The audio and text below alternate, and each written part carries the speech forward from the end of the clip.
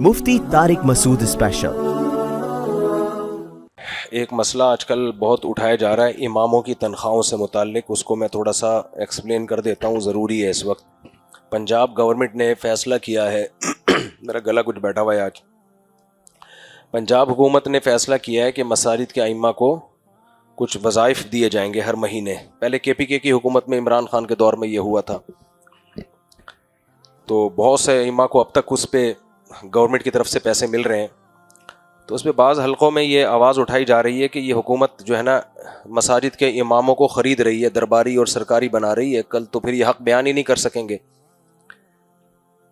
تو جن کو یہ اشکال ہے وہ ان کی ذاتی رائے ہوگی، کسی کی رائے، ہر ایک کو رائے بیان کرنے کا حق ہے، لیکن یہاں چند اصولی باتیں میں ضرور آپ کے سامنے رکھوں گا۔ دیکھیں، جب بھی کوئی حکومت کی طرف سے کسی کو مراعات کا فیصلہ ہوتا ہے تو جن کو وہ مراعات دی جا رہی ہیں ان کی رائے کا اعتبار کیا جاتا ہے، اس میں کسی اور کی رائے کا اعتبار نہیں ہوگا۔ اگر پنجاب میں رہنے والے مساجد کے اماموں کی اکثریت اس کو مسترد کر دے کہ نہیں ہمیں نہیں چاہیے کیونکہ اس سے تو ہمیں حکومت خریدنے کی کوشش کر رہی ہے، تو پھر تو ہم بھی کہیں گے کہ نہیں دو۔ لیکن اگر وہ خوش ہیں، وہ اس پہ راضی ہیں، ان کی یا تو الیکشن کروائی جائے نا، ووٹنگ کروائی جائے، الیکشن نہیں، ووٹنگ کروائی جائے کہ پنجاب حکومت کے اماموں کی اکثریت کیا کہتی ہے۔ تو اگر اکثریت کہتی ہے ہمیں نہیں چاہیے یہ، تو ٹھیک ہے بھائی، آپ اس پہ خوش ہیں تو بہت اچھی بات ہے۔ لیکن اگر وہ اکثریت خوش ہے اس فیصلے پر اور وہ مراعات لے رہی ہے، میرے اکاؤنٹ میں حکومت اگر فار ایگزامپل 25,000 ہر مہینے بھیجنا شروع کر دے اور محلے میں کوئی شخص کہے کہ یہ حکومت جو ہے مفتی صاحب کو 25,000 روپے ہر مہینے دے رہی ہے، دے نہیں رہی ہے، ایک مثال دے رہا ہوں، اور جتنے بھی یہاں نارتھ کراچی میں امام ہیں سب کے لیے حکومت نے 25,000 ان کے اکاؤنٹ میں ڈالنے شروع کر دیے، ہمیں یہ تجویز نامنظور ہے، تو میں بولوں گا بھائی مجھے یہ حق بنتا ہے کہ میں منظور کروں یا نامنظور کروں، آپ کیوں بول رہے ہو کہ نامنظور ہے؟ تو سب سے پہلی بات یہ کہ یہ نامنظوری اگر ریجیکشن ہونی ہے تو کس کی طرف سے ہونی چاہیے؟ یہ ائمہ کہیں کہ ہمیں نہیں منظور ہے۔ رہا یہ اشکال کہ حکومت اس طرح سے لوگوں کو خرید رہی ہے، اس پر پھر اور کچھ مزید اشکالات ہوتے ہیں۔ پہلی بات یہ کہ اکثر ائمہ مساجد کی حالت بہت بیچاروں کی غربت میں، بہت قسمہ پرسی کی حالت میں ہوتے ہیں وہ۔ میں ایسے مدرسین کو بھی جانتا ہوں مدارس میں 6 کتابیں پڑھا رہے ہیں، 5,000 تنخواہ لے رہے ہیں ہر مہینے، 6 7 کتابوں کا برڈن ان پہ ڈالا ہوا ہے۔ اب اتنی غربت میں امام کو جو کمیٹی تنخواہ دے گی، آج کل تنخواہیں کون دے رہا ہے؟ کمیٹیاں دے رہی ہیں، تو پھر امام کس کا غلام بنے گا؟ کمیٹی کا۔ بھائی اس نے گھر تو چلانا ہے نا، حکومت نہیں دے گی تو کہاں سے لے گا؟ مسجد کمیٹی سے لے گا، تو پھر غلام کس کا بنے گا؟ مسجد کمیٹی کا غلام بنے۔ اگر یہ غلامی والے کانسیپٹ کو ہم مان لیتے ہیں تھوڑی دیر کے لیے، میرے سامنے ابھی اسی ہفتے کیس آیا، ایک مسجد کے امام نے کیا کیا، کمیٹی کا ایک بندہ، مسجد کمیٹی تھی، اس کا ایک بندہ بجلی چوری بھی کر رہا تھا اور مسجد کا پانی اپنے گھر میں بھی ڈال رہا تھا، استعمال کر رہا تھا۔ امام صاحب نے ممبر پہ بتا دیا بھائی یہ ناجائز ہے، پہلے آرام سے سمجھایا، نہیں مانے تو ممبر پہ بتا دیا یہ ناجائز کام ہو رہا ہے، اس امام کو کمیٹی نے امامت سے نکال دیا، حالانکہ وہ تنخواہ کہاں سے لے رہا تھا؟ مسجد کمیٹی سے لے رہا تھا، لیکن وہ پھر بھی مسجد کا غلام نہیں بنا، اور بہت سے غلام بن بھی چکے ہوں گے، وہ نہیں بول پاتے اس لیے ان کو پتا ہے ہمیں یہاں سے پیسے مل رہے ہیں، اگر کمیٹی نے یہ پیسے بند کر دیا، ہم نے حق بولنا شروع کر دیا تو کمیٹی پیسے بند کر دے گی۔ تو اس سے پتہ چلتا ہے کہ امام کو کہیں نہ کہیں سے تو مراعات لینی ہی ہے، یا تو اس کا اپنا ذاتی بزنس ہونا، پھر تو ایک الگ بات ہے۔ نارملی تو امام مسجد کمیٹیوں سے ہی تنخواہیں لے رہے ہوتے ہیں، تو جس نے بھائی غلام بننا ہے نا، سرکاری یا کمیٹی کا یا محلے کا غلام بننا ہے، وہ جتنا بھی پیسے دے دیں وہ نہیں بنے گا، اور جس نے بننا ہے وہ تھوڑی تنخواہ میں بھی وہ پھر کمیٹی کا بھی بنے گا، اور بہت سے بنے ہوئے بھی ہیں، نہیں بولتے، حق بیان نہیں کرتے۔ میں جب یہاں آیا مسجد میں تو میں نے سودی بینکوں کے خلاف بہت بولنا شروع کیا، میری مسجد میں زیادہ تر لوگ وہ تھے جو سودی بینکوں میں جاب کرتے تھے، میرے خلاف ہو گئے، نکالنے کی کوشش شروع کر دی۔ میں نے کہا نہیں بھائی، یہ تو حرام ہے، حرام کو حرام ہی کہا جائے گا نا، ناجائز ہی کہا جائے گا۔ تو جس امام نے غلام بننا ہے وہ غلام بنے گا، نہیں بننا تو وہ لاکھوں روپے لے کے بھی نہیں بنے گا۔ اس کی مثال ایسے جیسے جو ججز بنتے ہیں، حکومت ان کو پیسے دیتی ہے، تو جو جج اس تنخواہ کی وجہ سے غلام بن جاتے ہیں وہ غلام بن جاتے ہیں, وہ غلط فیصلے کرتے ہیں, کچھ سر اٹھا کے جیتے ہیں, وہ نہیں غلام بنتے, وہ نہیں بنتے, ان کو معزول بھی کیا جاتا ہے, برطرف بھی کیا جاتا ہے. وفاقی شرعی عدالت ایک خالص شرعی عدالت ہے, اس کے جج کی بھی تنخواہیں ملتی ہیں, اس کو جج کو بھی تنخواہیں ملتی ہیں, جتنی بھی سرکاری ادارے ہیں ان میں سب کو تنخواہیں ملتی ہیں.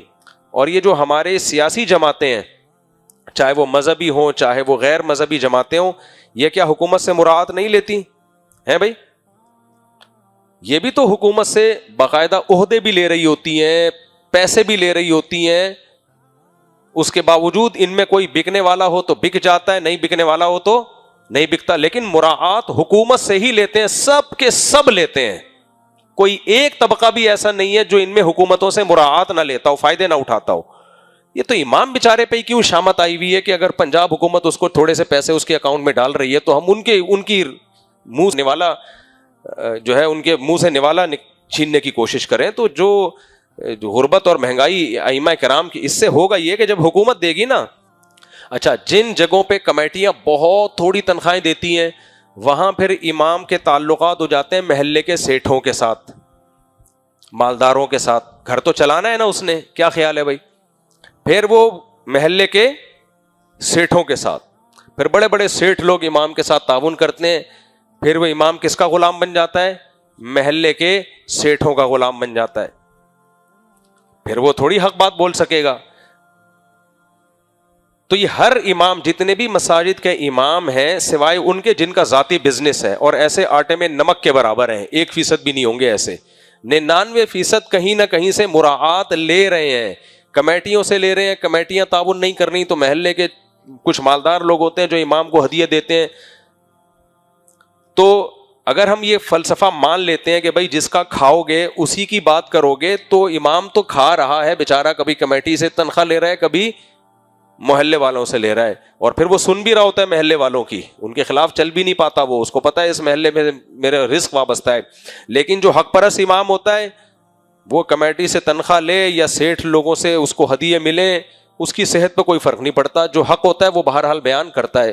تو میری ذاتی رائے اس بارے میں یہی ہے کہ اگر پنجاب گورنمنٹ نے کوئی فیصلہ کیا ہے مساجد کے ائمہ کے ساتھ تعاون کا, تو جیسے جب عمران خان کے دور میں یہ فیصلہ ہوا تھا کے پی کے میں تعاون کیا جائے ائمہ کے ساتھ, تو ہم نے اس کو بھی اپریشیٹ کیا تھا.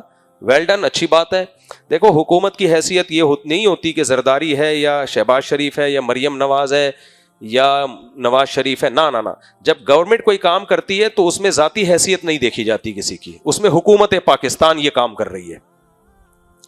کیونکہ حکومت تو جب بھی ہوگی کبھی آپ کے فیورٹ کی ہوگی, کبھی آپ کے مخالف کی ہوگی, لیکن گورنمنٹ لیول پہ جب کوئی کام ہوتا ہے تو ملک کو اپریشیٹ کیا جاتا ہے. بھائی پاکستانی گورنمنٹ نے یہ اچھا کام کیا ہے کہ اماموں کی طرف بھی انہوں نے توجہ دی ہے اور اماموں کے لیے تنخواہوں کا اجرا کیا ہے. اس پہ خوش ہونا چاہیے. میری ذاتی رائے ہے, آپ کو رائے کا اختلاف کا پورا حق ہے, کسی کی رائے کا مذاق اڑانا مقصد نہیں ہے. باقی اس میں جو خدشات ہیں, یہ ہو جائے گا وہ ہو جائے گا, تو ہمارے بڑی ایک پیاری مثال دیتے ہیں کہ جب میاں بیوی میں شادی ہوتی ہے نا تو خدشات یہ بھی ہوتے ہیں, ہو سکتا ہے طلاق ہو جائے بعد میں, ہو سکتا ہے بچے رل جائیں, شادی کے بچے پیدا ہوں پھر طلاق ہو, نہ بچے باپ کے رہیں نہ ماں کے رہیں. کتنے امکانات ہوتے ہیں کہ نہیں ہوتے. لیکن کوئی دنیا میں ایسا دیکھا آپ نے میاں بیوی میں شادی ہو رہی ہے, آپ کہو کہ میں خوش نہیں ہوں, میں مبارکباد نہیں دوں گا کیونکہ پتہ نہیں اب ہوگا کیا, اس کا امکان ہے یہ نہ ہو جائے وہ نہ ہو جائے, یہ نہ ہو جائے وہ نہ ہو جائے.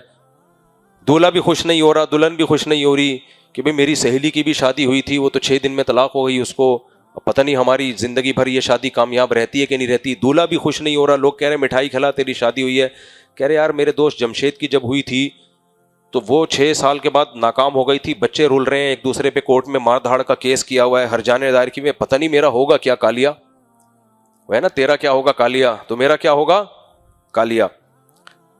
تو لوگ کہیں گے بھائی تو دماغ کا علاج کرا. جب شادی ہو رہی ہوتی ہے تو خوشی منائی جاتی ہے کہ فی الحال ایک اچھا کام ہو رہا ہے, اس کو اپریشیٹ کرو, مبارکباد دو. بعد میں خدا نہ خواستہ کوئی غلط ہوا تو پھر دیکھا جائے گا, کیونکہ وہ غلط یقینی نہیں ہے, 100% یقینی نہیں ہے, وہ 100% یقینی نہیں ہے, وہ غلط امکان ہے کہ امام بک نہ جائے. اور میں نے بتایا وہ امکان تو کمیٹیوں کے آگے بکنے کا بھی ہے, وہ محلے کے سیٹھوں کے آگے بکنے کا بھی ہے. تو امکانات کی دنیا تو بہت وسیع ہے. اور پھر یہ باتیں ہمارے جو سیاسی لوگ ہیں وہ خود کم برات لے رہے ہوتے ہیں, یعنی وہ تو مراعات کی ایک پورا ان کے پاس ایک طویل فہرست ہوتی ہے, وہ صرف مراعات مالی نہیں, عہدے بھی لے رہے ہوتے ہیں, اپنے دشمنوں سے بھی اتحاد کر لیتے ہیں. آپ دیکھو پی ٹی آئی کے لوگ پہلے مولانا فضل الرحمان کے کتنے خلاف تھے, لیکن آج ان کو پتا ہے کہ مولانا فضل الرحمان ہماری ضرورت ہے. پی ٹی آئی کے جو قیادت ہے ان کو پتا ہے کہ مولانا فضل الرحمان سے اتحاد کے بغیر ہم نہیں چل سکتے, تو اپنے مفاد کے لیے وہ اتحاد کر رہے کہ نہیں کر رہے, مراعات لے رہے کہ نہیں لے رہے, 100% لے رہے ہیں, صحیح لے رہے ہیں غلط لے رہے ہیں, یہ ان کا ہیڈ ایک ہے, لیکن لینی پڑتی ہے مراعات. اسی طرح حضرت مولانا فضل الرحمان صاحب عمران خان کو یہودی ایجنٹ کہتے تھے, سب کو پتا ہے. آج کل کہہ رہے ہیں نہیں کہہ رہے, ان کو پتا ہے بھائی پی ٹی آئی سے اتحاد کیے بغیر میرے لیے سروائیو کرنا مشکل ہوگا. یہ سیاسی بات, میں اس کے صحیح یا غلط ہونے کی بات نہیں کر رہا, یہ تو سیاسی لوگ ہی بتائیں گے آپ کو کہ صحیح کر رہے ہیں غلط کر رہے ہیں. میں کوئی سیاستدان نہیں ہوں, میری کوئی سیاست فیلڈ ہی نہیں ہے. تو سیاسی لیڈر جس چیز کو بہتر سمجھتے ہیں اپنے لیے وہ کام وہ کرتے ہیں, حکومت سے بھی اسٹیبلشمنٹ سے بھی فائدے اٹھاتے ہیں. تو اس لیے میرا خیال یہ ہے کہ اس میں ہمیں سیاست سے ہٹ کے دیکھنا چاہیے کہ ایک امام جو بیچارہ قسم پرسی کی حالت میں ہوتا ہے, مسجد کا امام جو اتنی تھوڑی تھوڑی پنجاب میں بعض مساجد کے ائمہ کی تنخواہیں ہیں کہ سن کے آدمی بے ہوش ہو جائے. کمیٹیوں نے جو ان کو گھر دیے ہوئے ہوتے ہیں ان کی, میرے اپنے میں کبھی خوشبو لگا کے آؤ نا, اکیلے بیٹھو میرے ساتھ تو میں اپنے حالات بتاؤں آپ کو. میں جس گھر میں نے 20 سال گزارے ہیں, کبھی اس گھر میں آپ وزٹ کر کے آؤ, یہ حالت ہوتی ہے امام کی. ابھی بھی جا کے دیکھ لو, یہاں سے اوپر والا گھر جا کے دیکھو, آپ کو لگے گا کہ یار گٹکے کی دکان اس سے زیادہ بہتر ہے. جس گھر میں نے 20 سال گزار دیے ہیں اور اس کے اوپر ایک پورشن بنایا, اس کی چھت ابھی بھی گر رہی ہے. گھر والے کہتے ہیں وہ چھت کا پلستر نکل کے میں نے کئی دفعہ ریپیئر کروا چکا ہوں, تو میں نے کہا اب چینج کرتے ہیں. تو جب ایک اتنا مشہور امام جو لوگوں کو 8 شادیوں کے مشورے دے رہا ہے, ویسے تو میں 4 کا دیتا ہوں لیکن لوگوں نے میرے بارے میں 8 مشہور کر دیا, اس بیچارے کا یہ حال رہا ہے. تو اب سوچ لو جو مشہور نہیں ہے, جو اپنے حقوق کے لیے آواز نہیں اٹھا سکتے, ان بیچارے اماموں کی حالت کیا ہوئی ہے. تو اچھا نہیں ہے 15-20 ہزار اس غریب کی جیب میں آ جائے, کیا خیال ہے, وہ بھی کچھ اچھا کھا لے, اچھا پہن لے. تو اس میں یہ نہ دیکھیں کہ یہ فیصلہ مریم نواز نے کیا ہے, شہباز شریف نے کیا ہے. 100 دفعہ اختلاف کریں بھائی. پنجاب میں جو مساجد کے ائمہ کرام ہیں ان کے لیے حکومت نے سوچا تو صحیح نا, کچھ سوچا تو صحیح ان کے لیے. اچھا یہاں بھی ایک بات میں آپ کو بتاؤں, ایک اشکال یہ بھی کیا جاتا ہے کہ دیکھو جو سرکاری امام ہوتے ہیں ان بیچاروں کی حالت کیا ہوتی ہے.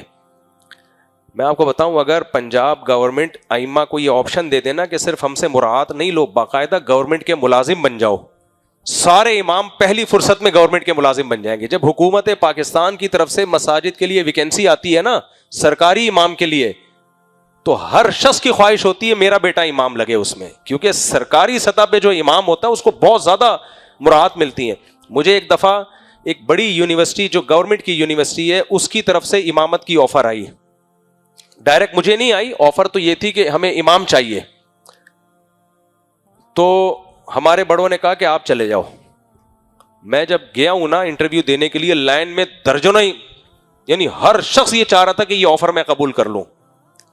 خیر میں نے زیادہ دلچسپی نہیں لی, میں واپس آ گیا. لیکن مجھے اس وقت اندازہ ہوا کہ بھائی ائمہ کرام تو چاہتے ہیں کہ ہمیں سرکاری نوکری ملے تاکہ ہمارا باقاعدہ حکومت سے تنخواہ. کمیٹیوں کا کیا پتا ہے, آج کمیٹی کے صدر صاحب کا میٹر گھوم گیا, سرکاری نوکری پکی ہوتی ہے کہ نہیں ہوتی؟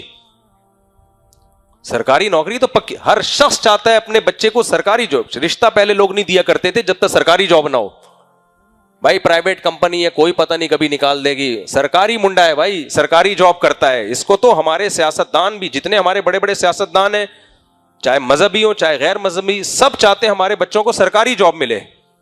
اس لیے میرے بھائی جب اپنے بچوں کے لیے سرکاری جاب, اپنے لیے سرکاری جاب, تو جو بیچارہ پنجاب کا غریب امام ہے اس کو سرکاری جاب میں آپ کے کوئی درباری ملا بن جائے گا. جو بننے والا ہے وہ ویسا ہی بنے گا, جو نہیں بننے والا. جو حکومت میں جاتے ہیں سرکاری عہدے قبول کرتے ہیں ان میں بھی 2 طرح کے لوگ ہوتے ہیں نا. کچھ لوگ تو ایسے ہوتے ہیں بالکل سرکاری درباری بن جاتے ہیں, کبھی حق بیان نہیں کرتے, اور کچھ ایسے ہوتے ہیں وہاں جا کے بھی حق بیان کرتے ہیں. ہوتا ہے کہ نہیں ہوتا؟ تو اس لیے یہ ایک بالکل الگ بات ہے کہ آپ جب کسی سے حکومت سے مراعات لے رہے ہیں تو آپ ان کی بولی بولیں گے کہ نہیں بولیں گے, یہ بالکل ایک الگ ٹاپک ہے. اس بیس پہ کسی کو سرکاری مراعات لینے سے روک دینا یہ ظلم, اور میرا خیال ہے یہ ظلم زیادتی ہے. جبکہ ہم خود لے رہے ہوں.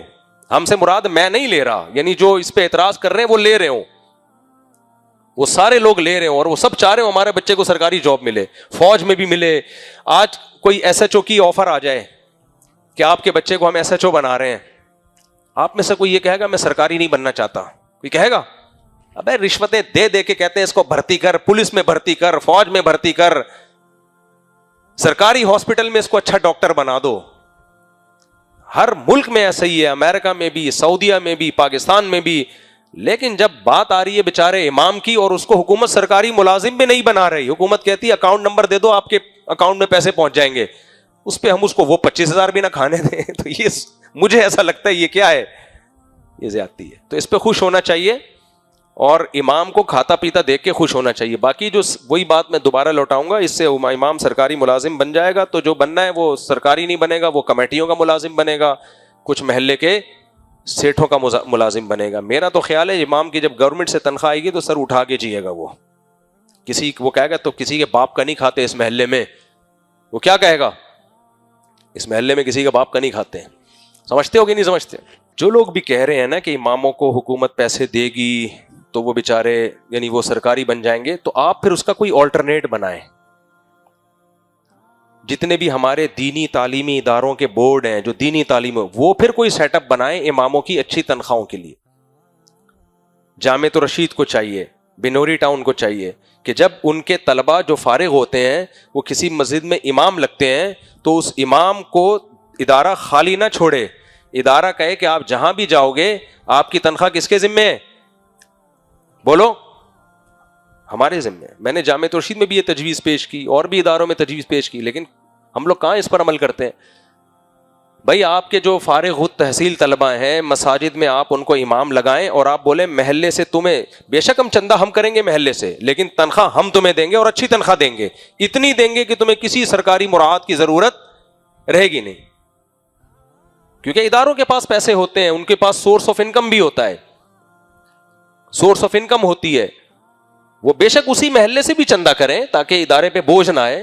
ادارہ اپنی طرف سے یہ بنا رہا ہوتا پالیسی, چاہے جامعۃ الرشید ہو, بنوری ٹاؤن ہو, دارالعلوم کرنگی ہو, اس میں سب کی میں جنرلی ایک بات کر رہا ہوں, ادارے نے پالیسی بنائی ہوتی کہ بھائی ہمارا فارغ التحصیل شخص, چاہے وہ بریلویوں کا مدرسہ ہو, چاہے وہ اہل حدیثوں کا مدرسہ ہو, جتنے بھی بورڈ ہیں تعلیمی بورڈ ہیں, اہل حدیثوں کے ہوں, بریلویوں کے ہوں یا اہل سنت کے ہوں, جس دیوبندیوں کے ہوں, جس کے بھی ہوں, وہ یا تو یہ ذمہ داری اٹھا رہے ہوتے ہیں نا کہ ہمارا فارغ التحصیل بچہ جہاں بھی جائے گا تو اس کی تنخواہ کی ذمہ داری ہم اٹھائیں گے اور اس کو اچھی تنخواہ دیں گے, اچھا گھر دیں گے, اس کو ایک سوسائٹی میں ایک عزت کی زندگی گزار سکے گا, اور اس تنخواہ کے لیے اسی علاقے سے چندہ کرنا بھی کس کی ذمہ داری ہے؟